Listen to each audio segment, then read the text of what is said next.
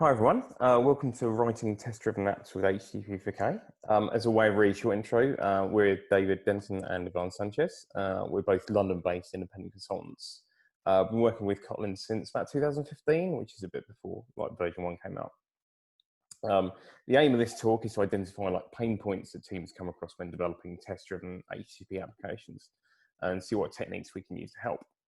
Although the focus here is using the http4k library to enable those techniques, a lot of the stuff we're going to cover here is kind of food for thought regardless of whatever the web layer you're actually using. So this talk is going to be a bit of a whirlwind combination of slides. That's going to be me and live coding, which Ivan's going to cover. All the presentations today have been recorded and the code is up on GitHub for you to look at. So anyway, ready, let's get started.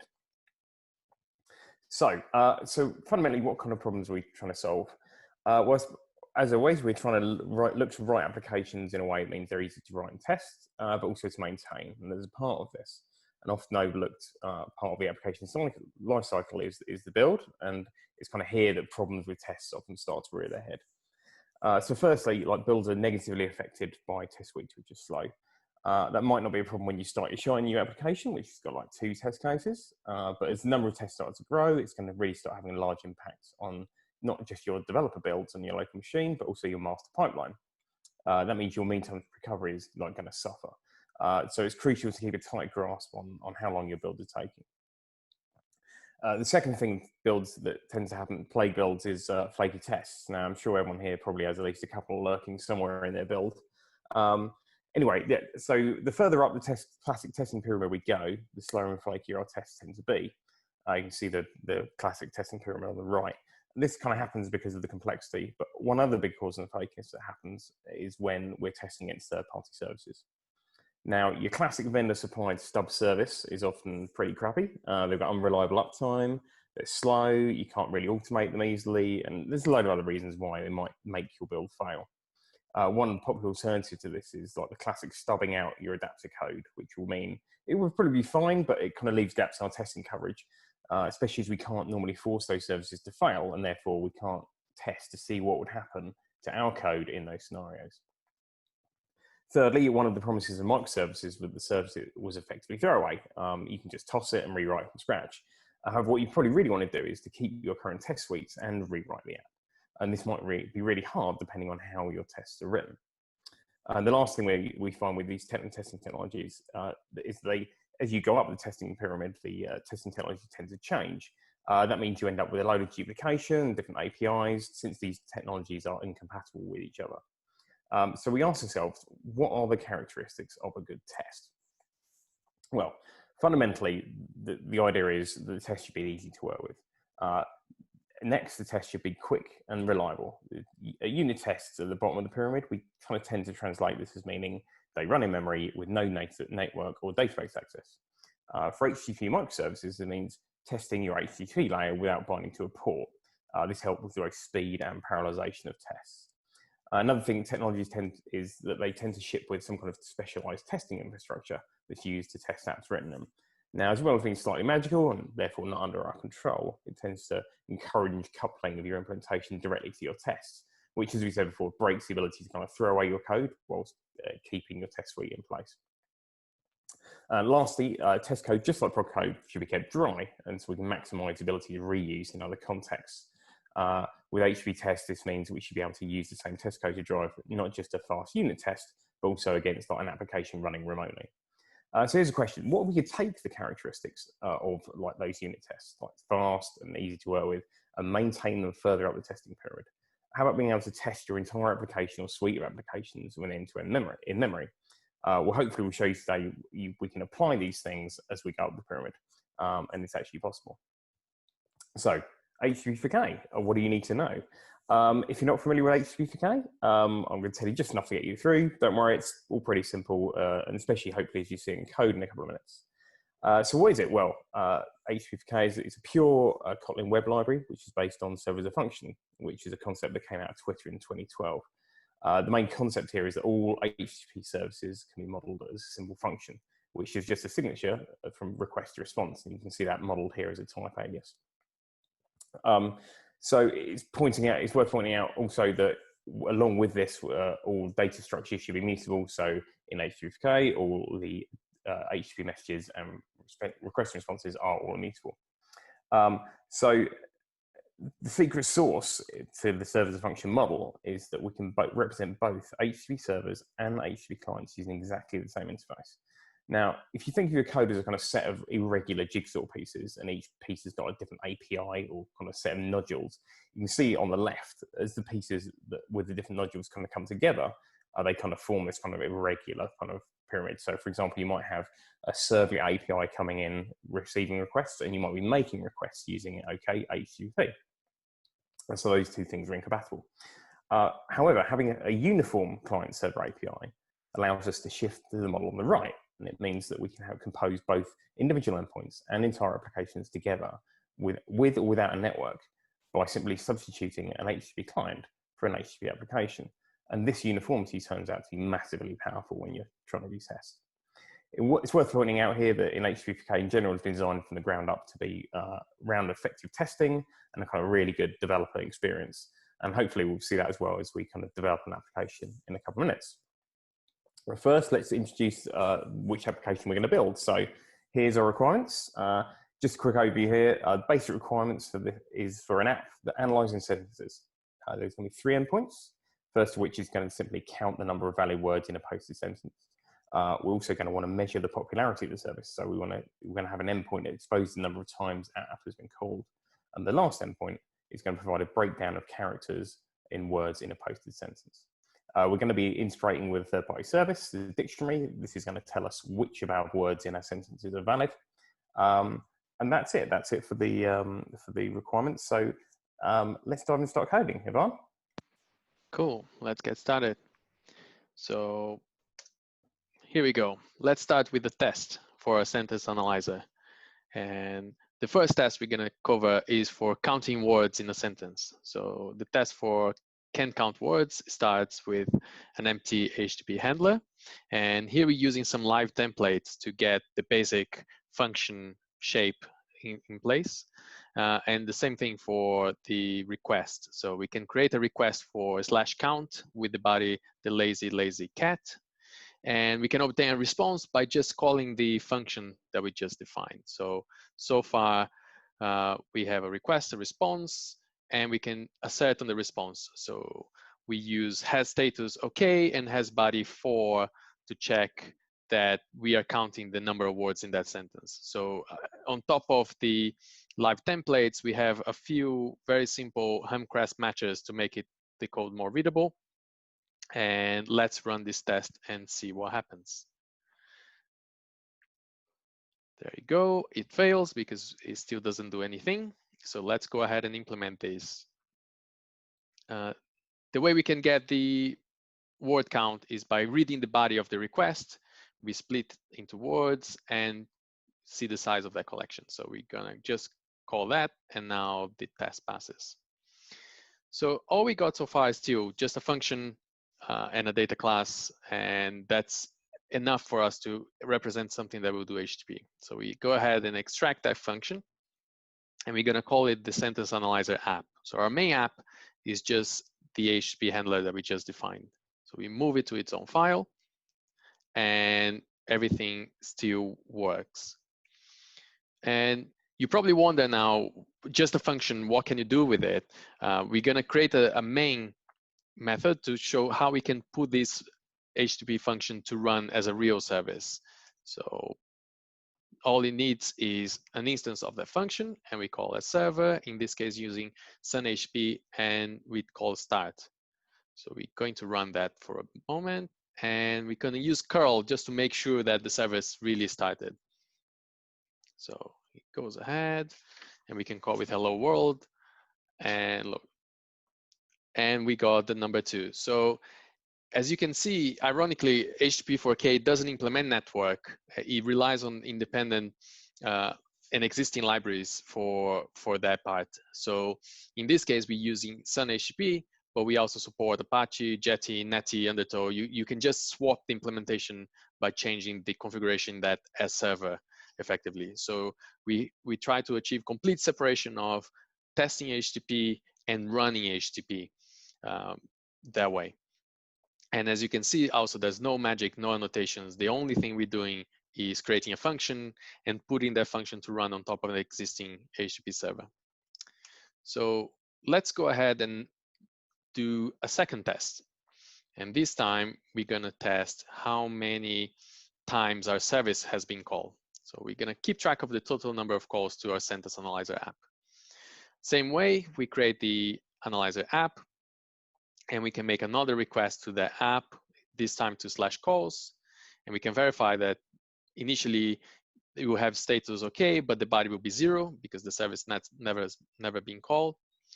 We're going to call the service once for the /count, and now if we make the same request as before to /calls, this time we expect to have status okay, but body 1. So running that, we get 1 because effectively there's no routing yet. We only have a function, so whatever request, no matter to which path you call, it will call the same logic. So what we need to do in this case is actually split that handler into multiple handlers and put the routing around it. So we're going to copy that bit that we just done it and add the routing bit. So routes, in this case, we're going to keep the old route to /count as a route that's bind to post and using that previous handler that we had before. And we're going to add the new one that we need for a new test to /calls. And there we'll do a get, and we're just going to use the same boilerplate in this case to just get an empty handler. And for body, we're going to put not implemented yet, just to show that we are calling the right thing. So we run the test again, and as expected this time, we have not implemented yet. So everything is working fine, and we just refactoring that case for the handler. Notice the type alias is the same, but we don't want to pollute our count endpoint with this cross-cutting concern of counting how many it's being called. So we need a new concept for that. Dave, can you tell me what that is? Yeah, okay, brilliant. Okay, so it's time to introduce another concept of http4k, which we can use to implement this requirement. So this is called a filter. You might filter is a kind of concept that you've probably recognized from other libraries. Sometimes it's called middleware. In the server API, it's called a filter. Filters can be modeled by another simple function signature, which is HTTP handler to HTTP handler. So effectively what we're doing is decorating an HTTP handler. So the idea, yeah, so they're just decorators. So what they're used for is to apply cross-cutting concerns and effects to the request or response. So you might have logging, you might have security or metrics, that kind of thing, and they can be mixed in. So filters can be stacked together with the then method. So if you chain a filter to a filter, you get another filter because it's just a composed decorator. If you chain a filter to a handler, you get a decorated HTTP handler. All we're doing here is function composition. So now we know what they do. Let's use filters to implement the call counter requirement. Ivan? Yes, let's continue. And we're going to take a slight detour now and create our filter, our call counter filter, with a single test in this case for counting how many times a handler is invoked. So we're going to use an atomic integer to keep track of how many times it's called. And we create our filter, and we're going to use then, as we saw before, and a plain handler. The handler really doesn't matter in this case. You just need to call it twice and make sure that the counter is being increased. So the assertion in this case is after calling our application twice, the counter should be increased by 2. And we have another live template there for the filter. And we're going to pass the atomic integer to that. And just to explain what the filter there is just a creation.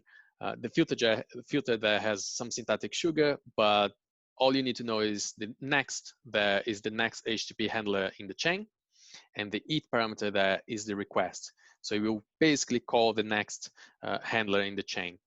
So now that everything is compiling, we can run the test, and we can see that it fails because it's not actually incrementing the counter, and it can't get much simpler than that. The only thing we need to do is to increment the counter before we call the next thing in the chain.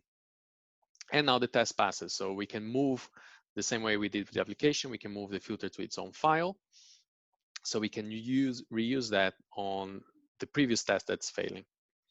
So let's go back to that and see how it would work. So just a recap, the test that's failing is to keep track of the calls. And now we have to include the filter in our sentence analyzer. So as we noticed, we need the counter for that. We need to create a filter with that counter. And we are chaining to our previous handler.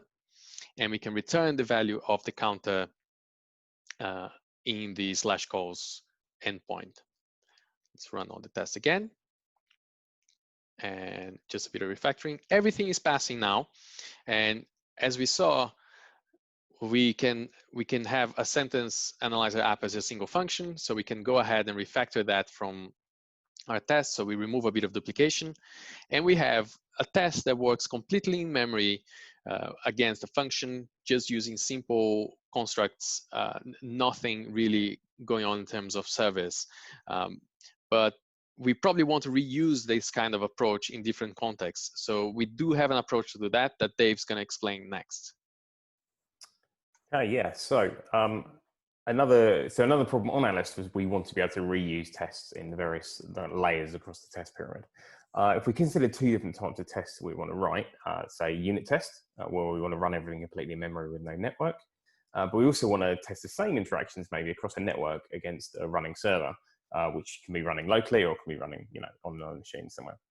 Luckily, the uniformity that comes with the http4k server as a function model makes it incredibly easy to do without introducing any kind of heavy test infrastructure. What we can do, because of the uniformity, we can simply replace our application under test, which is an HTTP handler, with an actual HTTP client, which is also an HTTP handler. And then we can completely reuse the test logic by abstracting it away. One way of doing this is to introduce a test contract, maybe the superclass, with two implementations. One supplying our in-memory app as an HTTP handler, and the other one supplying a configured HTTP client. Let's see how that works in practice. Let's do it. So we start now. Now that we have a test, we can extract a contract to reuse parts of those tests in different contexts. And that's we're going to call the sentence analyzer contract, where we're going to make the app abstract, but move the test up to the superclass. So that contract means this is some behavior that we expect from our app, and we can try to assert that behavior in different contexts. And the context we have now, it's only in memory, and that's fine.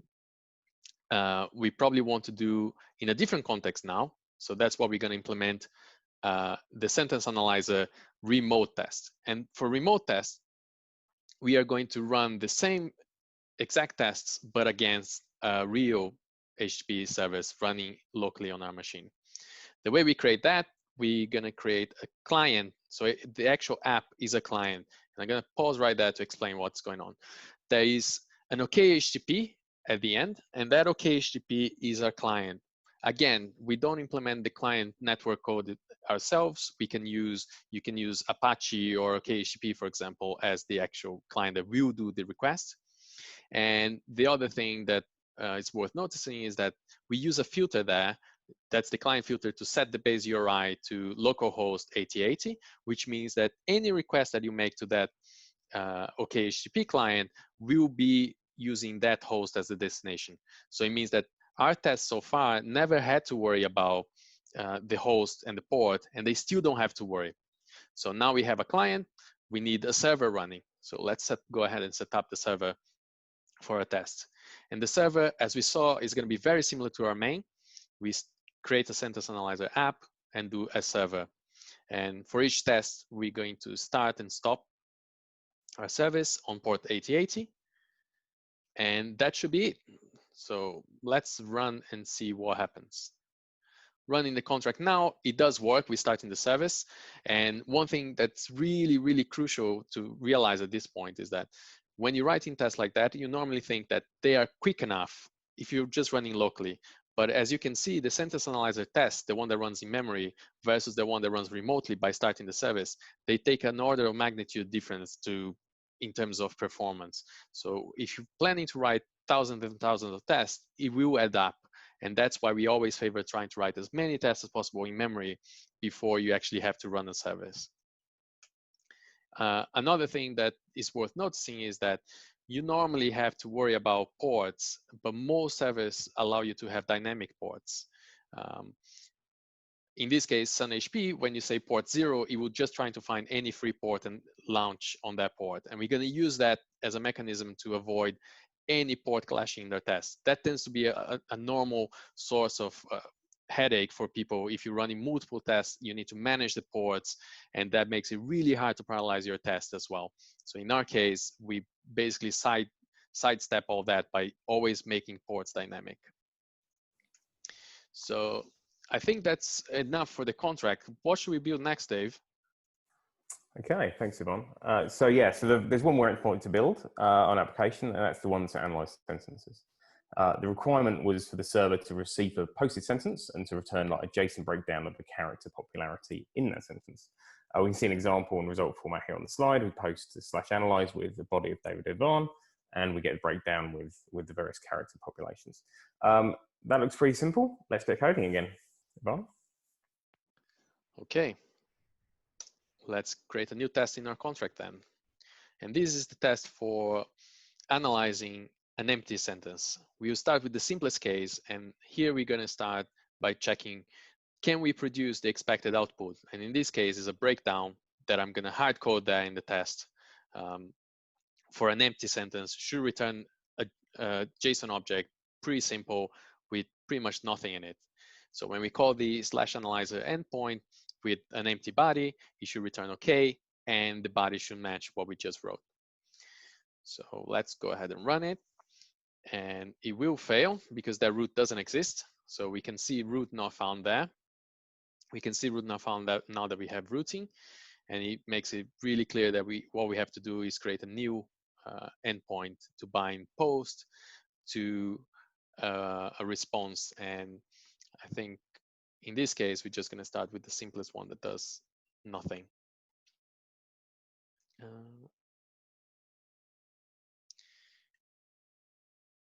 Oh, sorry. So one thing that you did notice is that you have the response there with hard coding it. So do we have a better way to do that, Dave? Yes, we do. So we can introduce another concept here that can help us to handle this kind of marshalling of responses in a simple way. And that's what we call a lens. So like the other common concepts in the library, lenses are also functions, or actually in the case of lenses, they're actually two functions. This time their job is to modify HTTP messages to either inject or extract values from them in a type-safe way. So given the message in a type X, a lens will be able to extract an object of type X from the message, say from the body or from the query or from a header. Alternatively, given a message and an object of type X, an appropriate lens will modify the HTTP message to inject the instance of X into it. You can see those like two function definitions here on the slide. There's loads of different lens types defined, targeting different bits of the message. So they can be headers and queries, etc., and body and all that kind of stuff. For solving this JSON problem, we're going to use a body lens in concert with Jackson, which will allow us to automatically inject an instance of a Kotlin data class into an HTTP response. This is also going to automatically set the content type on the response correctly. Let's see how that's done, Ivan. Cool.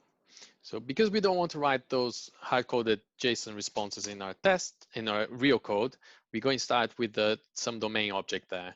And for this example, we're going to treat the domain objects and do all the logic in the handlers. Although we don't recommend that, we normally recommend to split the HTTP layer from your business layer. But for the sake of this demo, we're just going to create an analysis object there. And we have a lens for that object. And with that lens, we can use dot with in any request and response to inject the JSON based on an existing object. In this case, an empty object is enough to make our previous test pass. So let's go ahead and create a more meaningful test now. So the breakdown, an empty breakdown, it's passing fine. Let's create one for a real sentence. And again, for the test, we're going to use a hard-coded value. We can talk about better ways to handle that in a moment. But if we call the analyzer for the lazy cat, we should return OK, and the response should match what we just wrote before. So let's go ahead and run it. And it does fail because we always return an empty one, which means now we're going to have to implement the real logic there in our sentence analyzer app. Right. So the actual logic for the analyzer app, we can replace the empty map with something that we will actually do the breakdown. Luckily in Kotlin, body string is string is just a collection of characters, so we can group by character and just count how many of those there are. So in a single line, we can actually make a breakdown of a single sentence. And now the test is passing. And one thing to bear in mind is that we still have our hard-coded tests in our hard-coded JSON in the test, but we can do instead in this case is we could also use lens in our tests to make the same kind of construct to inject on the expectations, or we could use approval tests to drive that. So http4k has an ability to create files, and you can do diff for more complex outputs. So, but for the sake of this demo, we're just gonna keep it simple. So what are we building next, Dave? Okay, so yes. So we haven't actually quite met all the requirements yet for the count endpoint because the requirement states that we will use a third-party dictionary API to validate each word. The details of the simple API are on the screen. In order to use this service, we can create a domain client. So what we usually do to encapsulate our usage of this kind of remote API. In our case, we can just wrap an HTTP handler, make the API calls for us, and then we translate the response into something that's meaningful to our system. We should also create a contract test to explore and validate our usage of the API, which we can run during part build to ensure that our code changes haven't broken compatibility with our dictionary service. Let's code, Ivan. Okay. I'm going to start to just have a check on the behavior of this dictionary API. So we know that for a known word, it should return OK, and for an unknown word, it should return 404. So let's go ahead and call it for foo, which is an unknown word. And let's look what curl return. Yeah, it does return 404. Let's do the same for the, which is a known word, and it does return OK. So I have a good idea of what this service looks like. It's time to implement an actual client for it. So let's call it the real dictionary test for testing this behavior. And for a known word that's valid, we're going to create a client, and this we're going to just call it dictionary, and it will have a single method called isValid. We're going to pass the, and it will return true. So it's a very simple object, a simple client, and this client will have a single method which we're extracting right now. And for the sake of this test, because it's so simple and we can just fake for now, and we can just put the returns true. And that should be enough to make our test pass and force us to write a second test. And now we're going to check a word that doesn't exist. And hopefully that will force us to implement the real thing. So we go ahead. So for foo, so we're basically replicating what we just checked in the command line. And now we have a failing thing. We need a real client to the dictionary. And the client, as we saw before earlier in the remote test, it's all about just creating a client, setting its base URI for a particular URI. So in this case, the base URI will be the API dictionary.com. And we're going to use the same OKHTTP client for it. We pass that HTTP client to our dictionary, and that should do the trick. And all we need to do to check if a word is valid is we're going to make a request using the HTTP client where the word will be in the path, and we look at the status of the response. And in that case, if the status is okay, it returns true. Otherwise, we'll return false. So maybe that's enough. Let's run our test. And that's it. We have a test that works, and we have a client that we can now extract. We do a bit of cleanup, and we're going to move it to its own file. And okay, so we do have a dictionary, and we could use that for a test, but that would be a guaranteed way to have flaky and slow tests if any other test requires us to talk to an external system. So we do need a better approach for that. Dave, can you run past what it is? Yeah, okay, no problem. So yeah, so as Ivan said, yeah, relying on that third-party stub in our builds is like a way to immediately make our tests slow and our build flaky. We don't want that. So to get around that, we can build a fake version of the dictionary. That will allow us to test locally with confidence. So this is also, once again, where the serverless function model really shines. The http4k makes it really simple to build these types of fake systems because of the simple constructs and the lenses. And once again, yeah, this kind of the uniform model, these fakes can be run totally in memory or started as a server on your machine, or even deployed and actually run in a Kubernetes cluster. However, one very important thing when using a fake like this is to ensure it behaves in the same way as the real thing. How do we go about that? Well, we can simply reuse the same contract testing concept we had earlier to prove the behavior matches. And what's more, we can also add failure tests to our fake implementation in order to see how our client will behave when the dictionary service blows up. So you can see that here once again on the slide, like the abstract dictionary contracts, providing either the fake dictionary or the real HTTP client for the real test. Let's see how it works again, Ivan. Okay, so since we stopped now, we're gonna use that dictionary test that we already built and do similar to what we've done before. Let's extract a contract from it. And the contract in this case will be the dictionary contract. And like we did before, those tests are going to be the tests that will guarantee that we have a fake client, a fake dictionary that behaves like we expect the real one to behave. And here we go. We're going to run just to make sure this extraction worked. And we're going to create the second implementation now. And this implementation will be for our fake dictionary. So the fake dictionary test has an HTTP handler. And now instead of using a client, we're just going to put an empty HTTP handler. So the test runs, but of course, this handler doesn't do anything. And we're going to simulate what we just learned about the real dictionary, which is if you have a root for a single word, and that's a URI template with the get, you can actually identify that word based on a collection of words. So we're going to start with a predefined list of words that we can use for testing. And our request now, we can extract that word from the request, check that it's part of that set of words that we use for testing. And if it is, we're going to return OK. Otherwise, we return not found. So that pretty much in 3 lines of code, we have something that really behaves for testing pretty much like the same dictionary that we used earlier. And we can call it fake dictionary, and we're going to extract so we have something that we can use for our other tests. So go ahead, extract that dictionary. And we're going to use an HTTP handler rather than a routine HTTP handler there.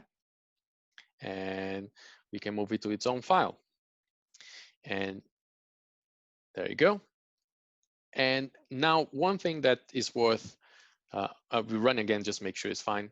One thing's worth noticing about our fake is that it doesn't contain the word cat. So because it doesn't contain the word cat, it means that it gives a good opportunity for us to figure out how we're going to test that we actually using it. So when we're counting words in our first test there, the lazy cat has 4 words. What we're going to do now is we're going to change that assertion, because if we check only valid words and we're saying cat is not a valid word in our fake, it should really return just 3 words. So we go ahead and it's still returning 4 because we haven't used our dictionary yet, but that should be enough to force us to put our dictionary in the sentence analyzer. And let's go and continue to a sentence analyzer. The way we try to inject HTTP clients to a handler is we pass the handler for the client when we create the application and when we create the client inside the application. So the dictionary client is created inside our sentence analyzer app. And we're going to replace the whole mechanism to count the words So instead of just counting, we want to return the valid words. So we extract a function valid words from the request, and we're going to pass the dictionary, so we can use the dictionary in this case to see what's valid. We're going to use a dictionary as an extension. We're going to create an extension function dictionary to make it look a bit nicer. And we're going to use the filter on the is valid from the dictionary to get only words that we know. Before we run, we actually have to inject a fake dictionary. And now, because we're passing the HTTP handler and we do have a test that we can fake that we can use in our context, we can just inject that. For the real application, we can just use an HTTP client configured to talk to the real dictionary. And that's it. And now that all the tests are passing, we can go back to the contract, make sure everything is still working fine. And that's it for our sentence analyzer app. I think at this point, it pretty much covers all the requirements that we set out to implement. So let's look at what we've done so far. Dave. Okay, thanks. Yeah, so that's kind of the end of the demo, the live coding part of today. So let's go over what we covered basically.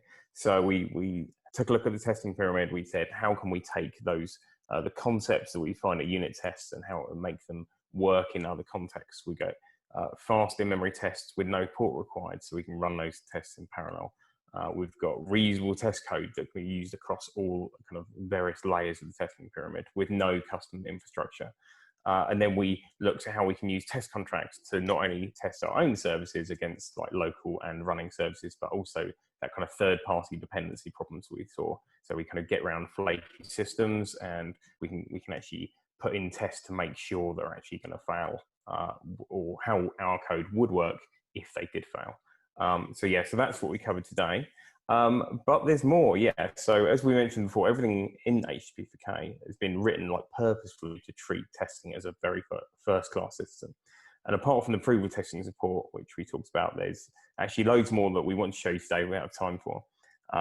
So firstly, there's a module inspired by the Netflix Chaos Monkey technology. This provides what we call the Chaos Engine, which is just a filter that allows you to make any HTTP handler, be it yours or a downstream system, kind of fail in one of many ways. You can make it with 10 to 500, you can add latency, you can even make it run out of memory. It's also programmable via a REST interface, which has got an open API, so you can kind of apply those behaviors to a running application kind of deployed somewhere. We've also been working with on a module to enable service virtualization. We're using Servertium. People don't know what service virtualization is. It's a technology that allows you to record and replay traffic to enforce test-to-test, service-to-service kind of contracts. And the service contracts are embedded in Markdown, and they can be regenerated, so they're portable effectively. http4k provides the official JVM implementation for that specification. And finally, there's like WebDriver implementation, which allows simple browser testing of http4 applications, and that's completely in memory. So yeah, there's loads of stuff to talk about. So that is the end of what we had to talk to you about today. We will take questions. The code that we did today is available on GitHub, and there's a link there in the slide. If you want to talk to us about this kind of stuff, or testing, or http4k, please get in touch. You can find us on the Kotlin Lang Slack on the http4k channel. And that's it. So goodbye from myself and Ivan. Goodbye. Thank you.